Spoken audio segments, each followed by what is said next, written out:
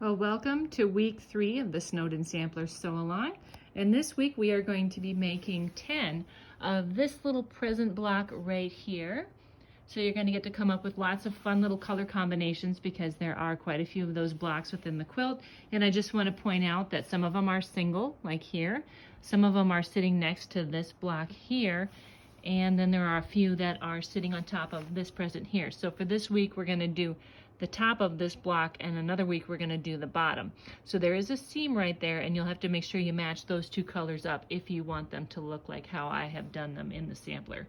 It's not essential. They could be two different colors and just be two different ribbons, but I just wanted to point that out when you're planning out your fabric.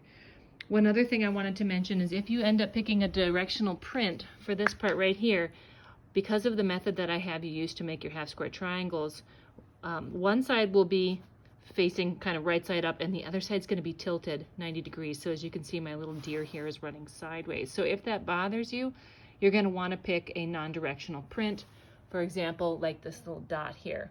But I mean, I've used several different directional prints for those bows, and I mean, I feel like you have to look pretty closely to see that some of the pieces are sideways. But I just wanted you to know that, so if it is going to bother you, can make that decision as you're cutting rather than after your block is done and it bothers you. So in the next step, we're going to talk about the construction for that block. All right, let's go ahead and talk about some of the construction for our block 2, which you will find on page 3.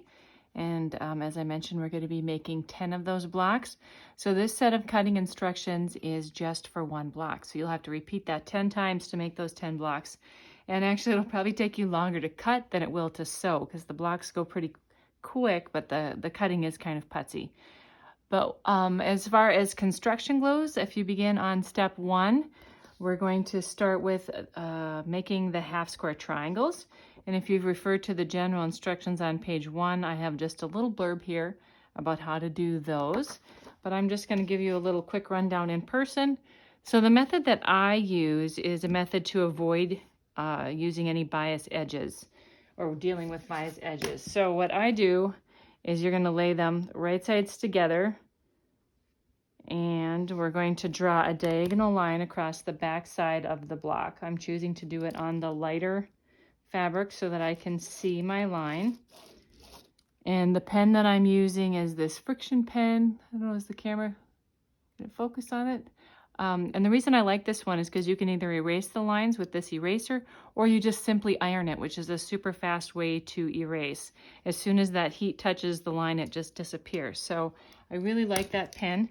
I also like the Soline pencils, so I've got a couple of them here. I use those a lot too. So any of those will work to draw your lines. Just don't use a standard ink pen in case your block would happen to get wet. That ink can bleed, and you don't want to have that bleed into your block. Now, after you've drawn that line, you're going to go over to your machine and you're going to sew 1/4 of an inch away from either side of the line, just like that. And then the method that I use for cutting these apart, it's not a huge deal, but it's just something I like to do. I take my scissor and I cut a little 1/4 inch square out of the corner, and I do that on both sides.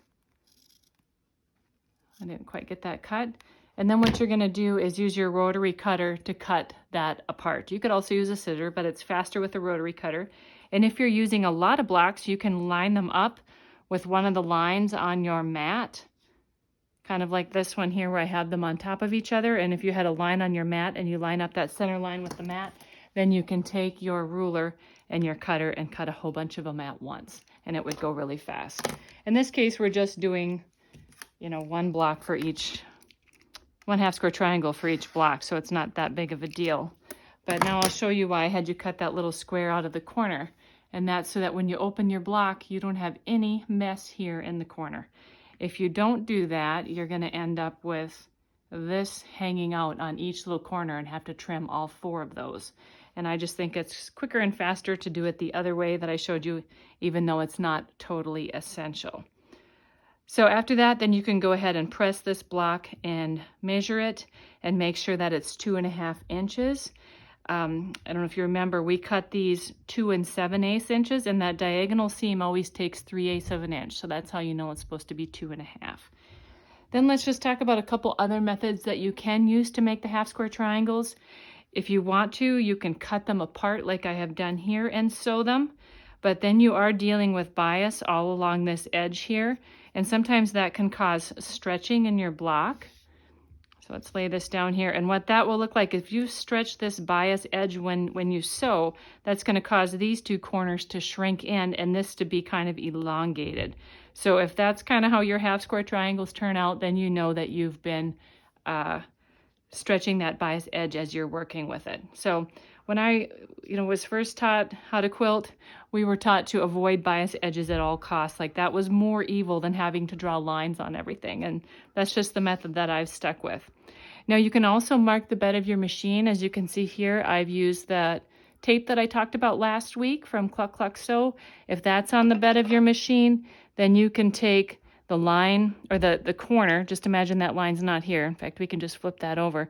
Just line the bottom corner up with this black line as you sew, and it will automatically do those lines for you. You can also use something like this. This is called Clearly Perfect Angles. And when I went to look inside my folder, it's not in here anymore, so I can't actually show you what it looks like. It's buried somewhere in one of my drawers here. But this is a little cling wrap thing that you can take out of the package and stick it down on your machine. And that will do the same thing. It's got these little lines here in the bottom. You can use it for half square triangles or for folded corners. You can also just put masking tape down on the bed of your machine and draw those lines in yourself. So it doesn't really require any special tools for that, but those are a couple methods that you can use. I do find that the most accurate way is to draw the line, and that allows me to sew a little bit more of a slightly scant seam allowance so that I don't lose too much of that. And it's a little hard to do a scant seam allowance when you're just lining the corner up with the black line. So I hope that makes sense. Then after you've made those half square triangles, then we're going to, and I'm going to just slide my camera over a little bit here. Then we're going to start with the assembly of the block. Sorry about the wiggles here. See if I can get this adjusted so you can see. So what you're going to do after you've made those two half square triangles, you're going to sew these two pieces together. And after you sew that, like so, then this is going to fit here. And I will say this piece is 1/2 inch finished, so accuracy is pretty important here, because it's just not that forgiving if you're going to lose, if you don't sew that accurate 1/4 inch and you lose a few threads here, this is such a small block, you're not going to be able to make that up anywhere. So just make sure you have an accurate seam allowance there. Then this will fit here. And the same here, this is only 1/2 inch finished after you sew it, but you're going to sew those two pieces together, and then they will also fit onto here. So you're going to make two sections like that, one here and one here, and then you're going to sew these two pieces together, and then you're going to join those final seams to complete that block. Next up, let's talk a little bit of pressing for our block. As you can see here, I've got pressing arrows on our step 2. Maybe you can see a little better if I hold it under the light. And a couple of those have arrows pointed in both directions. And what that means is that I found it helpful to press my seam open like this. Because this is so skinny and I really want it to lay nice and flat and not lose anything in width, I did press some of those seams open so they lay nice and flat. If you are someone that hates pressing seams open, you might be interested in this pressing bar that I've got here. I think it makes the process go really fast and easy. So we're just going to press this block that I'm doing for a new pattern coming up here. But you lay the seam that's to be pressed along the top ridge, and then all you have to do is get it started like so, and then you can just glide the iron along like this, and it's going to press that seam open for you. So you can see where that would make things a little bit faster having that. And then you can flip it over from the front and do a final pressing. So it's certainly not essential for a block like this, but I just wanted to mention it as something that makes pressing seams open go quicker and faster. But anyways, whenever you see the little arrow like this pointing both directions in your pattern, it means that you're going to press those seams open. Now, one last final thought on the block that I wanted to mention is the proof size, and it's supposed to be 6.5 by 8.5. So I've got an 8x14 ruler here, so it's big enough for that. And I can see that I've got my 6.5 on my width. And again, pressing those seams open, I found that that helped there. And then I've got almost my 8.5 in length. I feel like I'm a few threads shy. So I could have pressed more seams open if that's a problem in future blocks, but I'm really very close for my final size. So you can go ahead and make 9 more blocks, and I think it's a good idea to make 1 block first and make sure that you're finishing at the right size, especially if you're a new quilter, and if all looks good, then you can go ahead and make more. And I know that 10 blocks is a lot of blocks to make for this month, but in some of the months coming up, you know, this time we're only making 2 blocks. This time is a super easy block and we're only making 2, so you can always catch up on some of those weeks where we don't have as much to do. So if you don't get all 10 done, don't worry about it. Just make sure that you do a few and get the technique down, and then you can move on to the next week.